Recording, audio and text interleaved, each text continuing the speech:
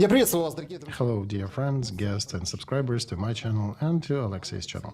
Thank you very much for waiting for our reviews and weekly tags and interesting nuance that most people seem to notice, but don't really have time to analyze it. But here we do find this time to both communicate with you and to dig deeper into the meaning of things happening around us. Hello, Alexey. Good evening. Thank you everybody for clicking the like button. Please do not forget to click subscribe button so you can see the notifications in your YouTube channel. Those who are watching us from Ukraine, thank you for switching to a different country because otherwise our channel is throttled. And this stream is happening on both channels. You can see two QR codes at the bottom. On the left, under me, you can go and ask questions for the next stream. And there'll be links to the Telegram channel, Shelest, my channel. And of course, you can leave questions there as well. There's a bunch of good questions coming later today. We'll talk about them.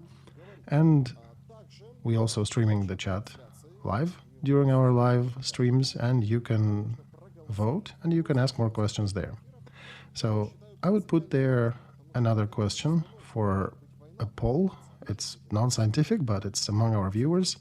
Maybe it will change the flow of this war. We'll see. So today in Kryvyi Rog, there were two explosions. First, the UAV, Geranium or Shahed, hit some targets. And then the second attack happened in the street when another poor soul was being dragged by the drafting commission. And that hit was right next to that commission's building. They already reported that nobody suffered and everybody went to shelter earlier.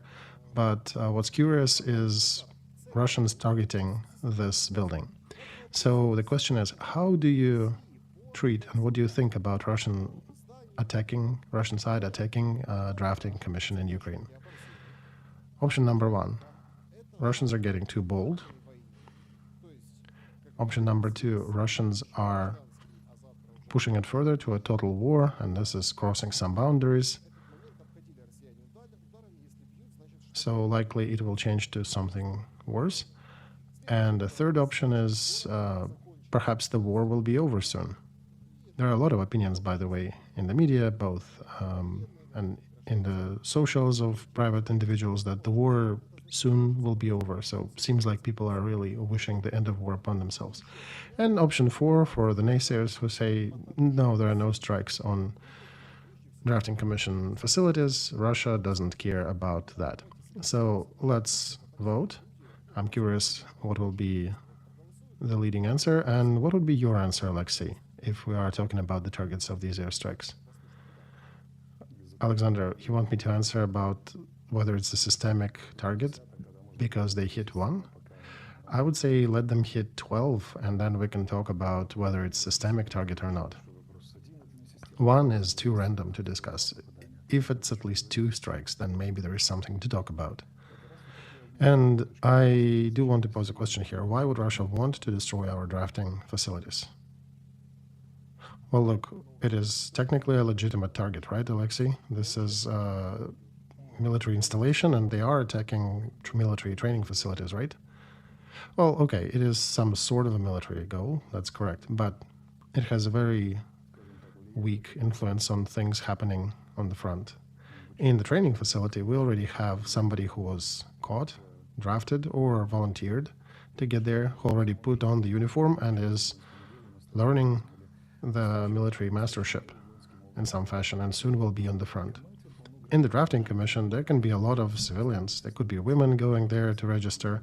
There could be local civilians coming to solve something for the paperwork. These buildings are also very often located in the living areas of the cities or office buildings. So this is very questionable as a target. If you're attacking a training facility, you're removing future soldiers from ever getting to the front, right? When you're attacking drafting commission facilities, well, what exactly are you destroying? And Ukraine may even figure out another way to draft people, some other more novel way to do it. And since it's a less calculable of an outcome these attacks are. So during the war, people tend not to make decisions that are difficult to calculate the outcome of. They usually refrain. I would think they would refrain from attacking them purposely. So Alexey Arestovich is likely to vote for the last option, right? This is not profitable for Russia, and what's happening on the streets of Ukraine is more beneficial to Russia in terms of causing more uproar with the civilians when they get drafted by force, right? Okay, so let's start with the bright event of today and some of the echoes of previous days, the situation between Russia and Azerbaijan. Azerbaijan information media agencies are huffing and puffing and very concerned with the current situation. Today they picked editor of Sputnik media in Azerbaijan and detained him and drove him in the unknown direction, somewhere presumably to jail, claiming that he's a FSB agent of Putin. That was instigated by Russians capturing two leaders of Azerbaijan diaspora in Ekaterinburg in Russia. And there were quite a few questions addressed to our stream. What does it mean in a geopolitical sense? Can it have any long legs? Can it affect anything? And how do you treat that situation with Azerbaijan, Armenia, Russian Federation? What? The fires are starting deeper in Russia now? Oh, look, Alexander, there are a lot of noise around this event, but not enough data to project something bigger of an outcome from this conflict. And as we saw in the media, two representatives of Azerbaijan diaspora were detained in Ekaterinburg, and then they were found deceased. They were reported to die while in captivity. And then Azerbaijan captured two of reportedly Putin's KGB operatives. So two events, 2 on 2. There are not massive detainment or exodus of Azerbaijani in Russia, and the same thing in Azerbaijan regarding Russians. So we do not have a reason for a serious geopolitical game here. So, okay, let's fantasize whether there could be some geostrategic play here. Pashinyan, the leader of Armenia, was in Turkey recently. Perhaps they discussed some peace treaties and relations with Azerbaijan there, and the destiny of Zangezur corridor. It's probably more of interest to Iran that used this corridor to bring goods to Armenia and transfer them from there further. And those 33 kilometers are definitely a point of geopolitical contention. And there could be two options there. Pashinyan could have agreed that Azerbaijan, in one way or the other, maybe under joint control, somehow gets access to that Zangezur corridor, and it becomes a part of a Caspian corridor that can be used to transfer goods from Middle Asia to Turkey and then further to the Black Sea area. So, okay, why Azerbaijan would want to argue and quarrel with Russia over that? Imagine Russia is against this additional trade route, but why do you want to squabble? You start, arresting editors of Russian news agencies? How can that affect the situation? That's a big if. And let's imagine that they did not agree, right? And Russia influenced that agreement. Then maybe there is a way to avenge some things. But again, this is a very short-sighted action and doesn't look like Azerbaijan's strategy. The country who recently demonstrated that they could wait 20 years and prepare the operation before carrying it out and achieving the goals they had set in the Karabakh War. And suddenly, impulsively, ill-thought actions with poorly calculable consequences to do that and attempt to try that Zangezur corridor. This doesn't look like big geopolitical issue. We, of course, I was approached by a bunch of conspirologists and told that you do not understand that this is a complex story and one day it will blow up in the Russian direction. You don't understand what will happen, what Azerbaijan had concocted there. I like to answer these conspiracies with, okay, I understand you may have been told that.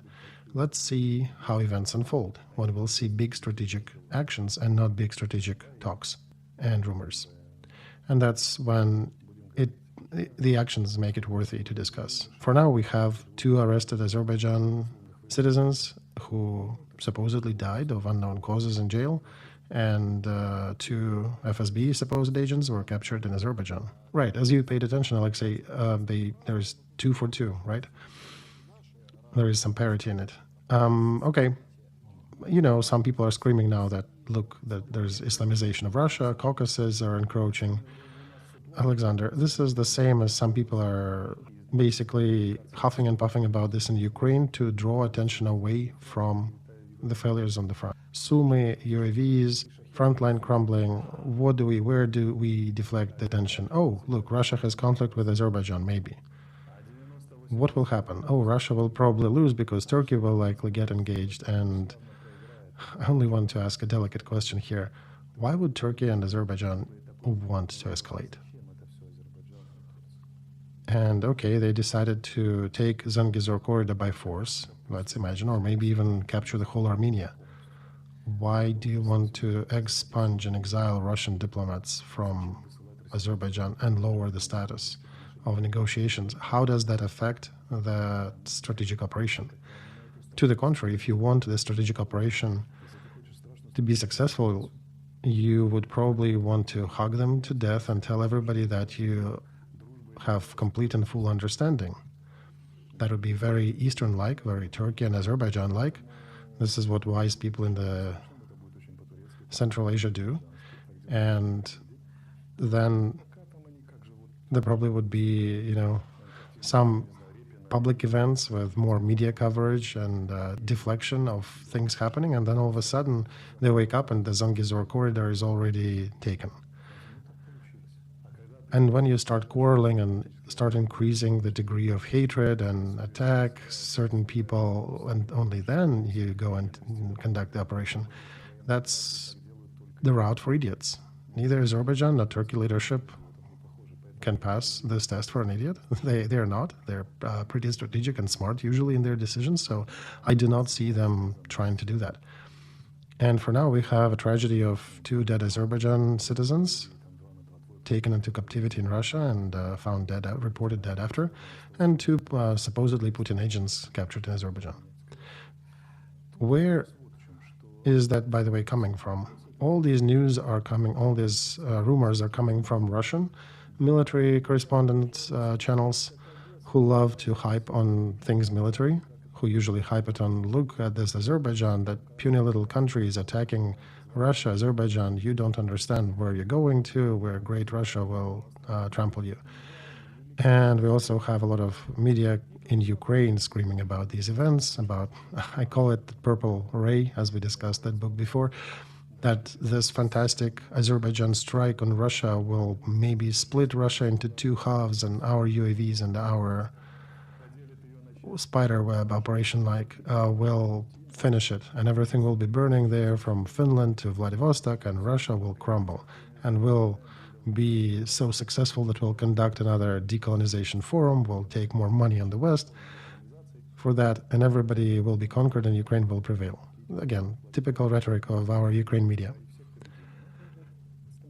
If we talk about the situation inside Ukraine, Alexei, a very significant strike was conducted on targets in Ukraine by Russia. Night before yesterday, last night there were attacks too, but it appears that they were trying to smudge and hush the consequence of these attacks in Ukraine. I'm talking about Ukraine media, Ukraine leadership authorities. We lost 1 F-16 repelling these UAVs attacks. We lost a pilot. One of those precious ones who knows English, who learned and studied to navigate this machine, who was piloting this pretty expensive vehicle that did cost Ukraine quite a lot in terms of effort to obtain them, and they're being used to attack geranium or those Shahed UAVs that cost maybe 3,000 to 5,000 a piece. And there are so many UAVs that one of them actually did damage the F-16, which then fell out of the sky. And the option that it might have been hit by our anti-aircraft artillery was discussed very briefly, and then it disappeared. And by the way, it was a friend of this pilot who was the first one shot by our air defense back a while ago when the F-16s just appeared on the theater here. So what I also want to highlight here is that for the first time we have some old support for hero story. We talked a lot about Ukraine not really propping up their heroes, but here we have a whole story talking about the brave pilot shooting down the targets. One of the targets did damage his plane, and to prevent the plane from crashing onto the town nearby, he drove it further, flew it further as far as he could, and it was too late to catapult, and he perished with the crushing vehicle. It was actually surprising. What can you say about both things, about the massive attack the night before yesterday and this whole defense story with the hero? Well, okay, Alexander. Russia, of course, is conducting three main areas of push on Ukraine. First is attempt to crush and grind us on the front. And when our correspondents are saying that Russia is not moving directly to Kramatorsk and are giddy about it, they're forgetting to understand that Russians do not need to take a township. They basically need to destroy our army. And they prefer not to fight in the city, they prefer to fight outside of it. So that's what they're doing. When our soldiers are gone, they'll just walk into the empty towns. And they're trying to grind our resources and our military personnel, and that's what they're doing. Second, trying to get Russia out of international isolation and get Ukraine into isolation. For example, if you take Kazan Forum, where a lot of guests came from different countries to see Putin and Putin's intensive contacts with Trump, we can see that Russia is rather successful in getting itself out of the status of a pariah. Because Russia actually also produces a lot of resources with a little bit of help, but they do have their own equipment and their own, mostly, and their own personnel, their own soldiers. In case of Ukraine, we have some things manufactured here, but financial resources are almost entirely supplied by the West. And what Russia is doing, they're grinding down the quality of our troops, because we already are out of those who volunteered. We have a lot of now those who are forcefully mobilized.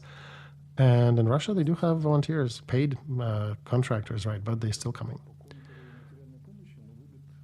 And Ukraine, without international help, will be a bankrupt. We recently started to prove that by failing to pay on certain things because we do not have money. Well, the vector is going down, and eventually it will hit the bottom. And the United States recently paused their military supply, right? So, and the third is Russian ability to conduct aerial warfare with Ukraine. Their capabilities significantly jumped. I wouldn't say it's now thousands, but definitely hundreds of UAVs attacking Ukraine. Ukraine is a big territory. It's very difficult to cover it with air defense systems. First of all, we don't have enough systems to cover. Even if we get all the NATO vehicles here, it's also going to be very expensive because you're going to be wasting very expensive missiles to shoot down something that's worth of $3,000 or maybe $5,000, as you mentioned. That's why F-16s were being used to defend the skies.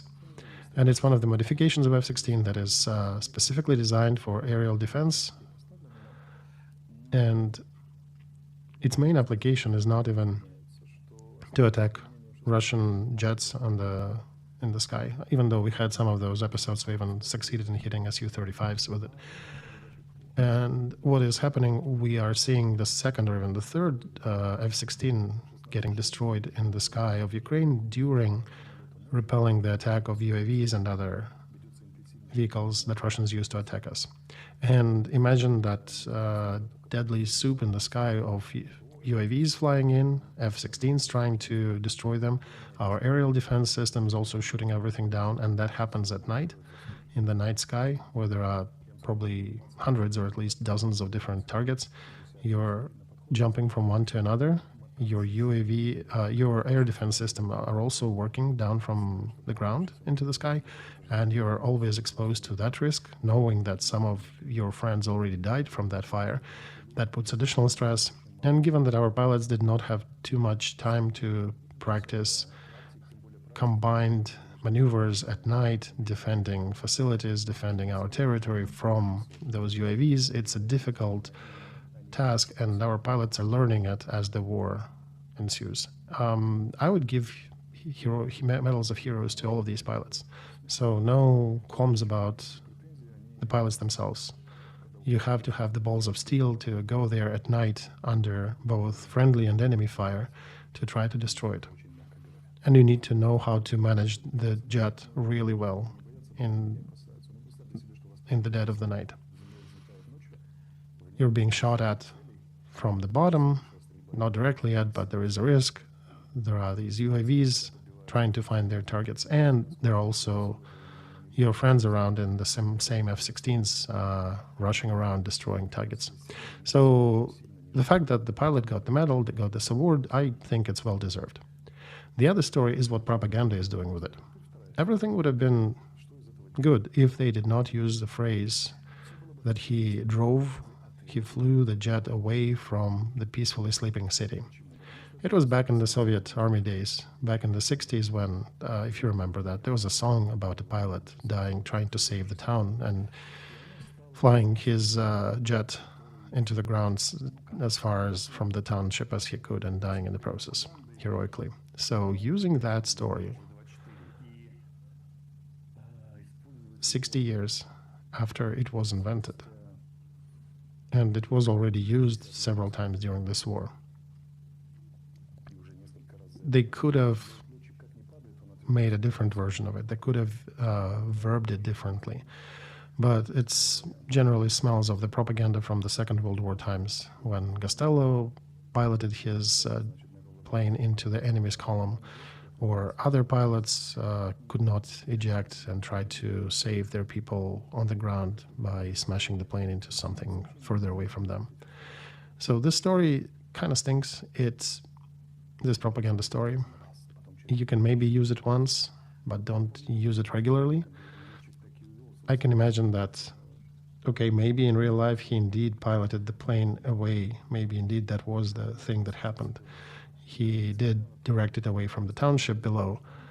But then you have to reference that and say, we understand that this story was sung in the songs. We know that it's one of the classic stories of heroic pilots, but this is exactly what happened here, and this is when you acknowledge both, and that communication has longer legs.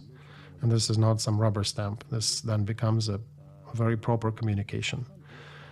And we do not have two skilled communicators in the presidential cabinet now, or in the military branches.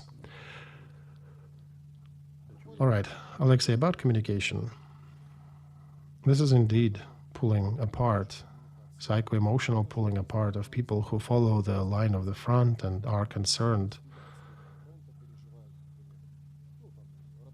Everybody is following the front line, the progress, what's happening there. Yet we have rumors and different messages about, for example, Dnipropetrovsk district. In the morning, we got news that Russians incurred into that district. In the evening, no, they didn't. And the situation regarding the battlefield is very peculiar in this regard. There is a lot of fog of war and a lot of contradictory statements from our media. And my goal here is to start with that direction that's on the map, near Velika Novoselka. Very interesting things are happening here, Alexei. We see that, for example, you can see such an arch that Russian troops are pushing towards Iskra, Zirka, Zaporozhye, and they're making another cauldron, pincers encircling, and there's another pincer motion here near the green area at the junction of three districts, Donetsk, Dnipropetrovsk, and Zaporozhye. So, are there Russians in Dnipropetrovsk district? People stop believing the deep state maps. So, we want your opinion. And then over here, there is more Russian presence near Odeshne. So, you, I think for the second time in my memory, did mention that we actually would be conducting fights in certain villages and then would be making statements that no, nothing's happening. Well, Alexander, I do not want to go into details of this. I don't have extra data. But what are these statements about? They're about nothing. Oh no, they're about us losing territories, Alexei. Well, that's obvious. We are losing territories regularly, daily. slowly, but we're losing square kilometers, dozens of square kilometers, and maybe it's bit by bit, but we are losing it. And the core meaning here is not in us losing the territories, but in Russians grinding through our equipment and people, getting to the point where we can no longer defend our territory, and Russians will just walk because there'll be no defenders. And this is one of the features of Russian military machine. They destroy their army resisting them. The second is attempt to enchant our people with words here in Ukraine. Deep State shows the map saying, hey, Russians are here, and then Speaker of Administration comes out and says, no, they have not. We're still defending it. Well, it's a matter of days till they get it, even if, right, they did not enter it today if we repulse them out, but they'll be there in a day or two. They are there, they are attacking this area. So we are failing in delivering an exact message. And we unfortunately have a trend of talking about successes and never talking about losses. And of course, there is some symbolic meaning tied to that Russians entered Dnipropetrovsk district. That means that the district that has not been touched in the previous 11 years of this war is now the part of a theater of military action. And it does have symbolic meaning, indeed. They have touched upon the core of the country that was untouchable before, Russians continuing to Dnepr. But the way you talk about it, the way you present it to the media, needs to be done differently. And, for example, when Russians plant their flag over some township in Dnipropetrovsk region, then it becomes a fact. While they're still tugging and fighting over certain streets and something is not taken, it's maybe too early to talk about it. But the politics of Russian Federation about Ukraine, does it imply capture of Dnipropetrovsk district? No, they did not have these goals officially stated, Alexey, you're right. Okay, so why would they be going there? And even if they did go there and incur there on the border, do you think they'll continue going there further? And even if they continue further, do they need Dnipropetrovsk district, or are they trying to encircle our Zaporozhye group to come at them from the north? And this does make a reasonable military activity, military goal to go over the Zaporozhye group in the north and create another cauldron from which we'll have to withdraw. And they probably would not be conducting the full capture of Dnipropetrovsk district or Zaporozhye district. That probably will lead them to negotiations. But for now, we can see that both propagandas are rather blunt on both sides, in Russia and in Ukrainian side, and we have to clear that from all the noise and fluff that they inject into the situation. I would suggest to start worry when they would actually plant the flag in one of the districts, one of the townships in Dnipropetrovsk district. Until then, it's the war of words. The pilot moved his machine from the township. The enemy entered the village but was kicked out and would never move in. And yet the village next to Sumy was already shelled with the field artillery, so the enemy is somewhere really close. Yeah, we'll talk about Sumy now. Zelensky mentioned them today earlier. Since we do have the map open, I want you to comment on this area near Lobkovye. We all see the map. We can see how big is the country and how small are these events in comparison, but what actually we see here is the base, Kamenskoye, the one that is in Zaporozhye district. Here Russians crossed the river, and they're already conducting fights over Kamenskoye. All right, by the way, that's a good indicator. Good not for Ukraine, but good for analysis. It's pretty bad for Ukraine. So here is a river, and Russians were mentioned to conduct fights over Dvorishne. So implying that they crossed the river, and that means that they crossed the river from the lower bank to the higher bank, because most of the rivers they have to cross is crossing it from the lower bank to the higher bank. In this area, they crossed another river, right? That means that Ukrainian troops failed to hold the area that would be very easy to defend with very favorable conditions for defense. And is it the first time when Russians succeed in crossing the river? No, it's not. And they're doing it in different parts of the front. That is a very concerning indicator of the quality of Ukraine defense, because normally prepared troops, well managed and well controlled, they do not allow the enemy to cross natural barriers, natural boundaries. It's very easy to defend them. That means that the advantages of the enemy are significant, or our failures are so significant that at a distance of about 60 kilometers, they made a crossing twice, and they created a small base on the other side of the river, on the other bank. So that is an indicator. It's difficult to push the front on ground, but crossing the river and doing it in different areas in the northeast and in the south, that's a definite indicator. And the second thing is the contour of the map, where you have smaller cauldrons, attacks on the flanks. That tells you that there are detachments that are still holding the front, but their neighbors are failing.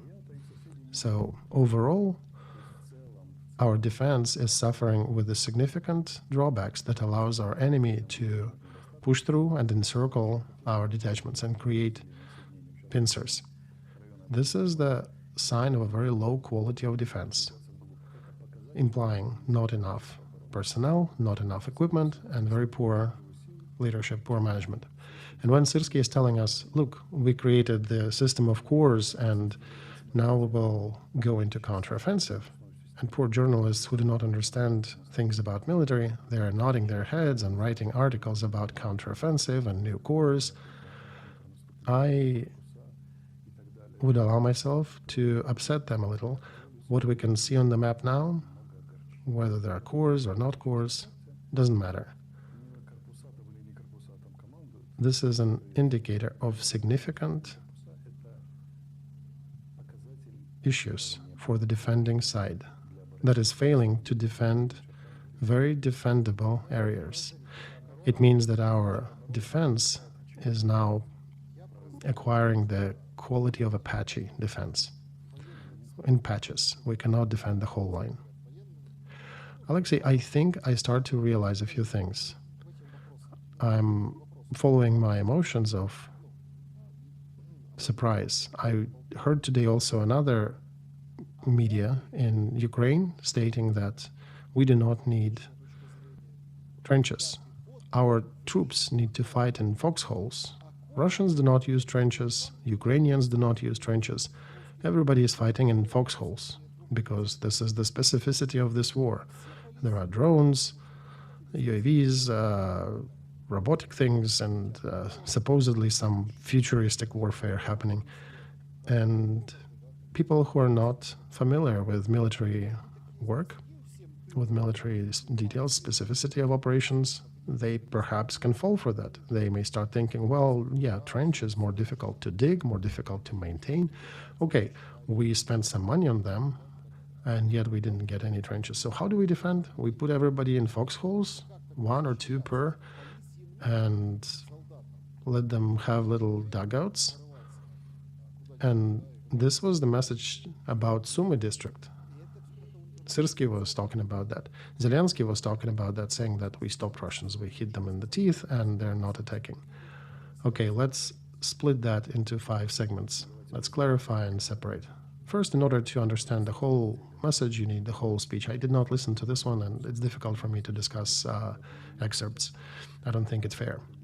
Now, foxhole is a trench. It's just a trench for one person. The character of battle activities significantly changes, right, with the presence of UAVs. And once per several months, a lot of things change on the front. We evolved in the last 2 years. And perhaps the foxhole fight today makes sense, but it has very poor relation to justifying the fact that we did not build strategic fortifications, for which we spent money. In that Sumy district, by the way. To put the dragon teeth, right, not too difficult. You can have your foxholes or trenches. You just put dragon teeth, those concrete blocks around certain areas so enemy's equipment cannot go. Yet we do not see enough of those. We do not see the fortifications built. And then they're deflecting the fact that they did not build something into, hey, we do not need to use it. So they sent a messenger who had to push that speech as an explanation for why we do not have strategic defenses. But our viewers, I want you to understand, it's not about trenches. There is a thing called the region of defense.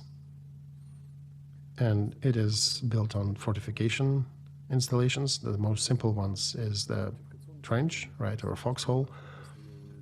So you can shoot from more or less comfortable position. You can use natural boundaries, natural flows of terrain. You can use buildings, you can use pipes, you can use underground facilities if you have them. And that's how the complex system works in this case. Russians have a system of fire, right? They have artillery, and even if they have just UAVs, they still need to come close to the battlefront, open the control station, work, and then withdraw. And if they're attacked, they need to be able to provide rapid evacuation. So this is also some work and some management operations that need to be conducted. They cannot place them anywhere, everywhere. They need to pick the right place. Also, while moving, you need to provide some cover for your troops. You need to put landmines. You need to make sure you control air. Perhaps sometimes they need to cut some trees there in the forests if you're moving more discreetly. These are all engineering works in the defense area. You can have very little fortification if this specific defense area implies very little fortifications. For example, you have natural covers, natural terrain that helps you. But you could have additional blockers. You can have those concrete blocks on the roads. You can have landmines. You can ask a question, why do we not use landmines more extensively? Did we near Sumy? Zelensky recently withdrew ours from anti-mine agreement. And what did we say? Why did we do that? Because Baltic countries are actually putting landmines on their borders, and we cannot because we're part of this convention. So in order to do that, we withdrew from this convention. And Russians are putting their landmines everywhere they want. During the areas where we have attack, where we have the war going, we can put the landmines, right? So we can ask ourselves a question. Perhaps some special commission with top of the military leadership in Ukraine. Maybe they could have asked a question, okay, what are the landmine fortifications or landmine lines on the front? Landmines need to be put in certain fashion, right? You perhaps need some barbed wire, then landmines, then perhaps you need to have artillery that can be targeting this area, or you'd be funneling enemy in a certain path, so they would be trying to avoid the landmines. And that's a lot of planning, that's a lot of work that includes, even if you didn't dig the trench. For example, you still need to provide for movement on the roads, daytime concealment, nighttime moves, all that, a lot of money, all that goes into the meaning of preparation of the area of defense, and that did not happen in Sumy district. And there could be, let's say, 40 different ways to conduct defensive operations to facilitate defensive fortifications work in that area. And when somebody says, oh, we did not dig trenches, well, you can always come and ask, what about the other 39? Because we did assign money to that, we did plan for some things. People do not understand that this is only a part of a bigger picture, and they very often jump and bite on that part that was given and shown to them. And civilians, they are not dumb. They feel that they're being deceived. They just don't understand where are they being deceived. And that's why I'm here telling you. It's, a very simple comparison here. Imagine you come to a vehicle repair facility with a very broken car. You have exhaust pipe hanging on a thread. You have a fender bender, so your front is all messed up. And they tell you it'll cost you $10,000 to fix things. And then you come to pick it up a day later. You see that they only pumped air in the rear tire. And they're saying, yeah, that's it. We're done. We completed all the work. And that's roughly what's happening in Sumy district. And that dialectic fight between trenches and foxholes, this is just pumping the air into the rear tire of a mostly damaged vehicle. I want to clarify here that convention from which Ukraine withdrew about anti-personnel mines, if we think logically, it means that nobody is going to return any territories. There is not going to be any offensive. We'll just put more landmines in the front to try to hold Russians from advancing. Well, first of all, it's easier to remove anti-personnel mines. Many of them are very short-lived, up to self-liquidation.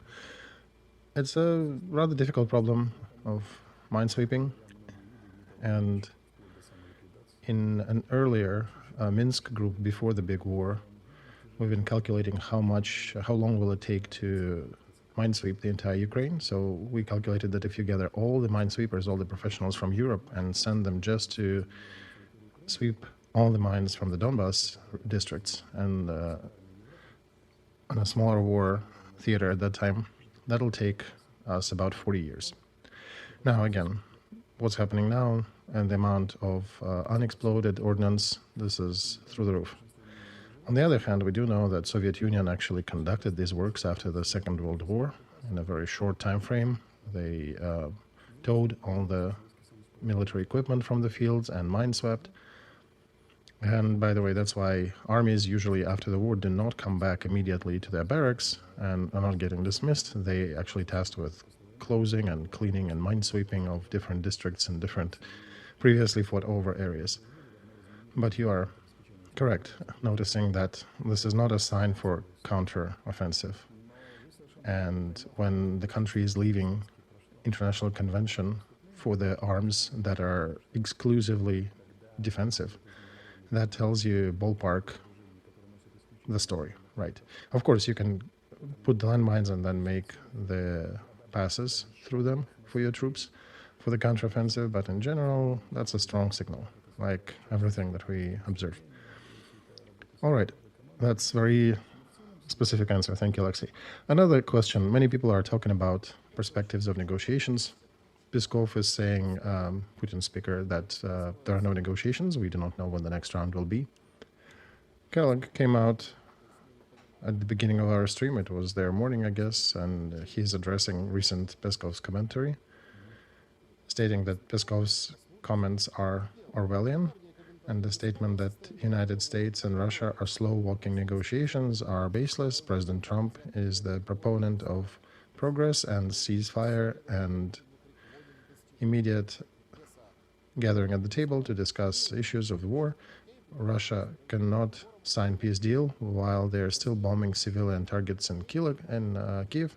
So this is the quote from Kellogg's statement.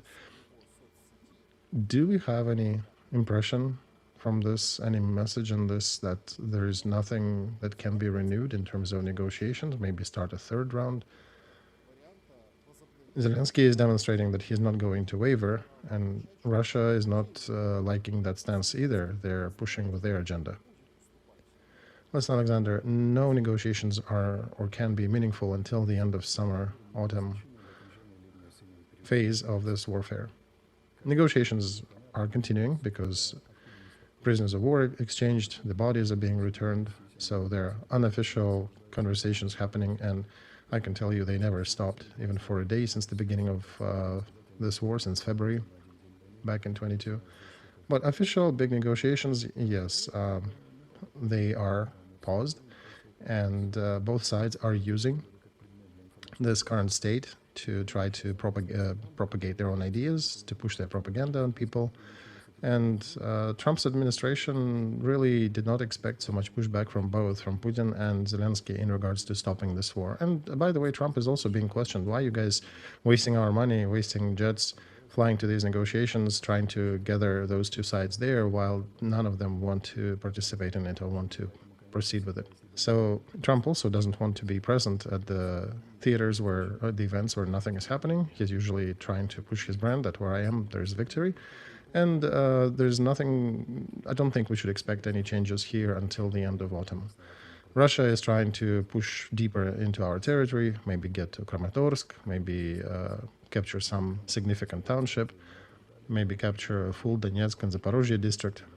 And they're trying to achieve a significant advance on the front, which would again rise the prices and the meanings of this war and casualties that Ukraine is suffering. This is one side for negotiations.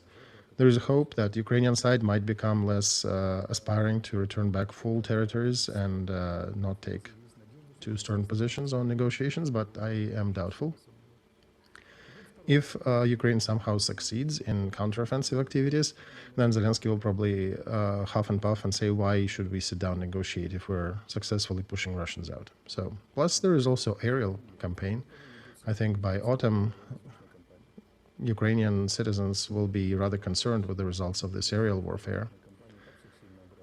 Plus, we do not know what's going to happen with American support. Europe promised their support, but we already know that it's not going to be enough. So what will be the capabilities of Ukraine to continue to be financially solvable while continuing to fight this big war with Russia?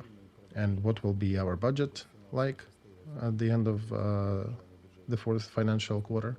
What will be our ability to resist, to hold the front line, to counterattack? We do not have these details yet, so we can only suppose. And right now, I just suspect that it's wrong time for negotiations. And we should not be realistically expecting any motion until the end of this year. And it's good that they're exchanging bodies, that they're returning prisoners of war.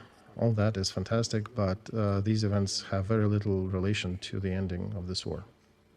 And while we're streaming, our viewers, there are some Storm Shadow rockets, missiles launched towards Crimea at some Russian targets there by Ukrainian side.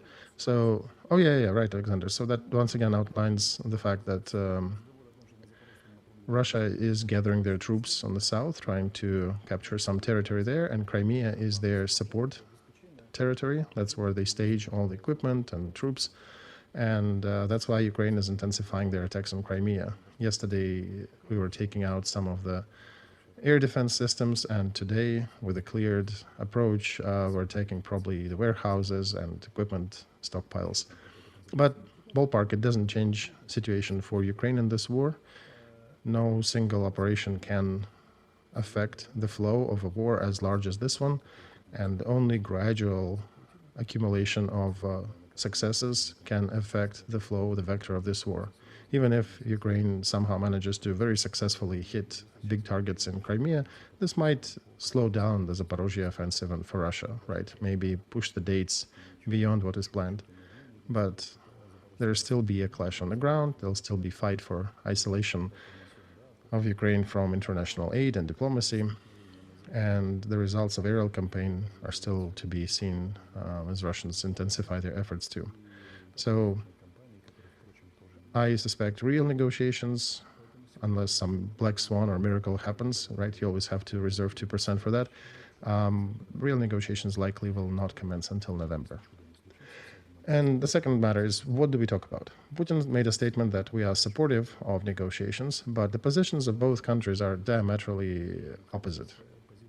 Pavel Shelin, one of the philosophers that moved from Ukraine to Russia, recently made in his statement notice that negotiations can occur when minimal positions of both sides match. But in this situation that we're in, even the minimalistic positions for both sides do not match. They do not coincide. The only thing that they may agree about is the temporary ceasefire, but this is an instrument. This is not a goal to achieve some bigger goals. So, and the bigger goals are completely mismatching. So that actually is a situation that Trump's administration is trying to still arrange negotiations somehow through all that noise. And that's why both Putin and Zelensky are making compliments to Trump's administration efforts, while both sides realize that likely nothing is going to move until later phase of this war. All right, so Alexei, let's imagine ceasefire. We got a ceasefire, and what happens after, right? Ukraine withdraws their troops from some territories that Russia wants. Nobody will go for that. Of course they won't, right? So at maximum, we can expect maybe burn through lives of more Ukrainian soldiers upon striking some pre-agreement with Russia to leave certain territories, retreat from them heroically while fighting for them. Alexander, the idea of this war is that this war is becoming more and more Trump's authority, and he is bearing some degree of personal responsibility for continuation of this war because of his efforts to try to stop it. And some evil sayers are saying that everything in Ukraine is rather serious and we need to escalate the efforts of trying to stop this war. And it indicates that part of Trump administration is actually experimenting with an idea of transferring some weapons to Ukraine to hit Russia in some sensitive spots if they do not bring themselves to the table, to demonstrate that, listen, if America will continue supporting Ukraine, it will hurt you that much, and if you do not sit down and discuss, we will hurt you again. This has not happened yet, but I can speak to that in advance if you want. Sure, Alexey, proceed. Imagine that Crimean Bridge, for example, is destroyed tomorrow, and there is no supply coming to the southern part of occupied Ukraine. And there maybe is a big crater in the place of Kremlin. And what? Russia was in a much worse position during this war. April of 22. Shame throughout the world, political isolation, best allies turned their backs on them. People are fleeing Russia. Everybody is condemning Putin's operation.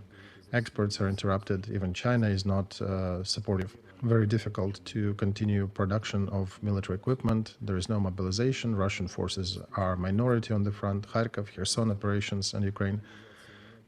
And they clench their teeth.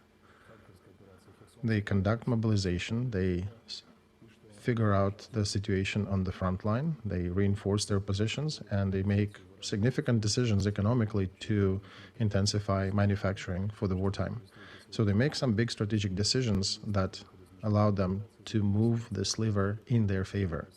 And Kazan summit became a culmination of that when a lot of countries visited Putin. Russians, I mentioned that before, Russians have a geopolitical weapon called long will. We can argue about the use cases for this and about how organized they are, but this exactly is the case when the order trumps quality, trumps skill. Ukrainian state doesn't really participate in this war as a state. There is a group of politicians who usurped the power and who, in cohorts with certain support groups, are conducting this warfare. There's a bunch of people under the influence of propaganda that are joining them, but majority of Ukrainians are not participating in this war. When we have up to 6 million able-bodied men hiding from draft, right? That tells you something. And Russia is different. Russia is caring about this war as a sacred fight. They, as a principle, do not see Ukraine being part of the West. And this is what we have on the weights. On one side, there is Russia, a big country with big population that is seriously concerned about the result of this war, that made strategic changes in their economy, in their manufacturing capabilities, military-industrial complex, mobilization. And on the other side, we have a political group that captured and holds the power in Ukraine with some support. They're getting money and they're getting some weapons to conduct this war. But, that support may dwindle eventually.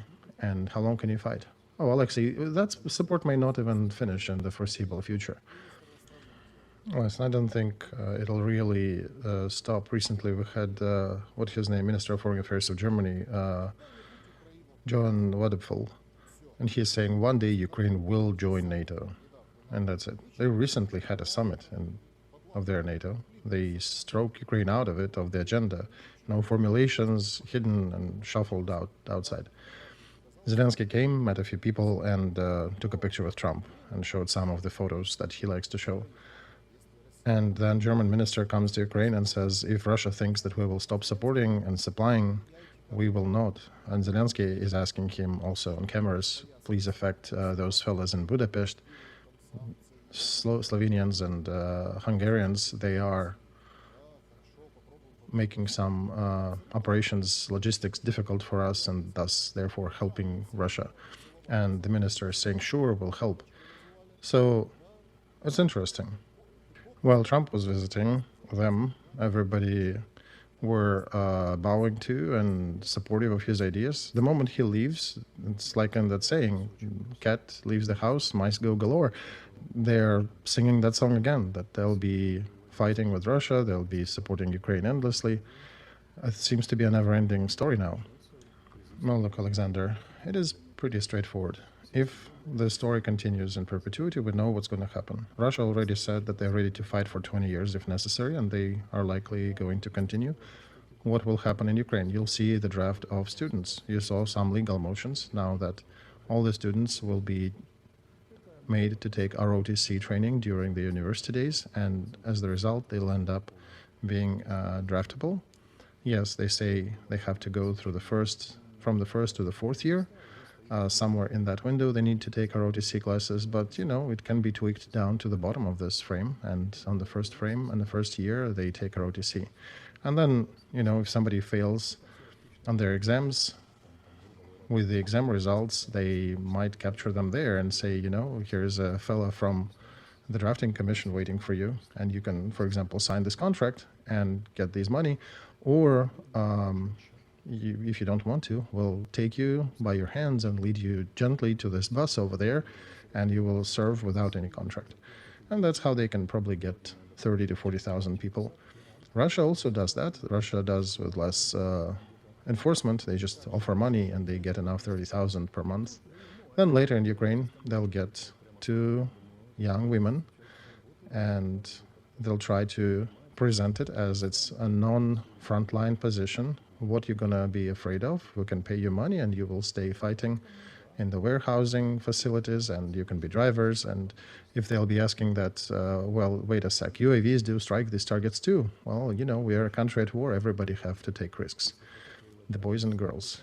And that's in the future for Ukraine. That's why it may protract, not to finish this year, but in 3 years, 5 years, until Ukraine runs out of able bodies willing or that they can find drafting to fight this war. I think somewhere around when they start to mobilize women, that's where it'll break finally for Zelensky.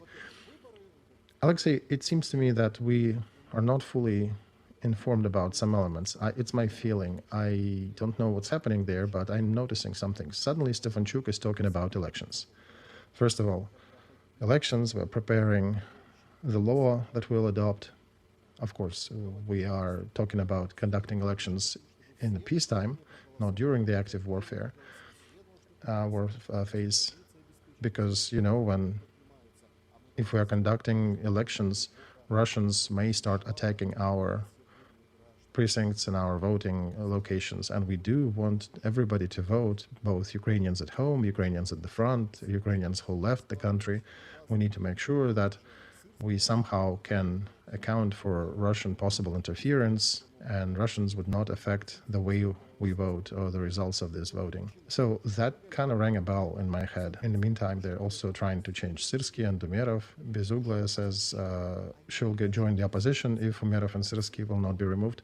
Shmyhal will also be changed, so perhaps close positions to Zelensky will be replaced by new people. And I'm thinking whether Zelensky is hiding his own cohorts, his own supporting fellas for somebody else who can be blamed for the losses, and perhaps he will leave his position without elections?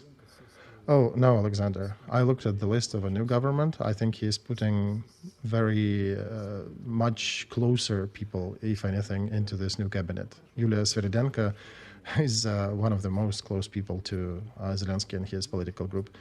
So, no, I think he's just reinforcing his positions in the government. And he is conducting these elections only with the hope of winning again. He will not stop his play. It's not in his interests. So with elections or without elections, it will continue. By the way, if elections happen and he somehow acquires his presidency again, he will only reinforce his position to fight and to continue this war with Russia. So elections or not, elections don't really affect this vector of war. If you think that during warfare, Ukraine can vote for somebody but Zelensky and put somebody else at the helm, think again. I don't think it's realistic expectation. Oh, that's an interesting rabbit hole, Alexei. I heard that from people who supposedly are in the know, that there is a prohibition among the pro-power group and the speakers and the parliament, it's verboten to bring up the topic of elections. And even social services do not really conduct the polling in this direction. Yet when they get some money, they do conduct very interesting research. This is of July of 25. And SOCIS and Barometer did this one. And these are the results. What do you feel in regards to Ukrainian power? 46.7% feel disappointment, 26.6% feel hope, shame is felt by 20%, anger by almost 17%, and condolences 15%, and a bunch of other smaller. Another question, do we need elections? If negotiations end with a temporary ceasefire and finishing of martial law in Ukraine, do we need to conduct these elections in this case? Basically, the question is, do we need to conduct elections? And here we are, 57.6% are saying, yes, we need to run the elections. 4% think only local elections. 33% are saying that no, we need to postpone elections until situation changes, and 5% inconclusive, do not have an opinion. So these two aspects, I know that Alexey can look at this question on the sociology. I think this is a fantastic story that we're observing. Here are the candidates. And of course, Zelensky is leading, position number 1. And two different colors. Rating is, the first number is among everybody. The second number is among those who already made their mind about elections. So Zelensky is 21 among everybody, 30 among those who know whom to vote in these elections for. Zaluzhny, almost 20% overall, 27 for those who already know how they vote. And there's a bunch of other candidates. And we also see an interesting line at the bottom, 25% undecided, and also about 10% for the other candidate. So among everybody, Zaluzhny has 41% popularity, Zelensky 27% popularity. Among those who already know how they will vote, 60% support Zaluzhny, 39% support Zelensky. How and what do you say about this sociology? We understand that sociology is not in the limelight right now because it's an uncomfortable position for Zelensky administration, but what do you say about the list of candidates and these results? Well, okay, Alexander, if we are to think that this is a truthful polling, right? Oh yeah, that's another factor. I think if you gather this idea together, it comes to one question, whether there can be an electoral miracle. Suddenly, these 25% that are undecided gather and elect somebody who is not in the list of the candidates. And it could be somebody who is not in the list right now, but he basically comes and says, okay, now we're going to do things differently. Somebody, right? Let's not name names. Yeah, miracle got to remain the miracle because it's incalculable by other means, right? But I want to outline that the size of the population that is rooting against this war is very significant and it's gigantic. Basically, whom do you think will 6 million men vote for, those who refuse to be drafted, to be on the registries list? Again, whom will the believers from Ukrainian Orthodox Church vote? There's 1 million of those. Different diasporas, whom they will vote for, the ones who've been attacked with the current politics in Ukraine. Everybody remembers how they were demoted to Ukrainians of a second or third tier. So that candidate, who can be about something different than Zelensky or Zaluzhny, he already has 3 different pillars that the candidate can rely on. So basically those who are avoiding the draft, the Orthodox religion believers, and those who feel their rights ignored in Ukraine. So problem we have, though, is that current administration and current sociological research groups cannot conduct and cannot release the results of that true polling. And also, people are afraid. People don't know who's calling them. They don't want to show what they really think. Even on the phone, you don't know who's calling you. And even that polling shows 25% of undecided. So if you pick Zelensky, that's continuation of war. If you pick Zelensky or any military candidate, that's another continuation of war. So whom do you vote for? That's why an alternative candidate has humongous chances to win these elections in Ukraine. And the longer the war lasts, the higher is the chance of anti-war vote. And what do you think these pro-war candidates led by Zelensky, what do you think they're going to do if such a candidate appears? Of course, they'll try to stifle this candidate. Sanctions, criminal cases, prison. Right. So then, Alexander, you can pose a question. What are the chances of such a person physically to be elected and to reach the success in elections? Right. Physically, somebody needs to protect him then. All right. Who are these brave people? Trump? We see how he is protecting Ukraine, right? Who else? That means that the person must have such a huge people's support that he would always be surrounded by 5,000 supporters who would be catching FPV drones sent at him. So there's got to be some messiah candidate, I guess. And that would be an electoral miracle, who would be greeted at crossing the border, who would be carried by crowds to Kiev and will be protected by supporters in Kiev. But in the conditions of information field, information sources being controlled by Zelensky government, what are the chances of this person getting this support when the whole field information media will be working against him? Well, Alexei, as the Orthodox religion tells us, all the attacks on true believers only reinforce them, right? So, and if you're using the word Messiah candidate, we can probably draw a parallel with that. Right, Alexander, but we also know how these messiahs usually end. Oh yeah, that we do. Right, so it's possible that this game can be played, but material and subjective factors are so screamingly against it that there would needs to be a miracle, not in political technology meaning of it, but you'd need a real miracle for that candidate to prevail suddenly, unexpectedly. And the base for this miracle lies in two things. First, people need to understand big dead-end sign on continuing this war. They need to really feel it, not just in their mind, but they need to feel that this is not the way to go.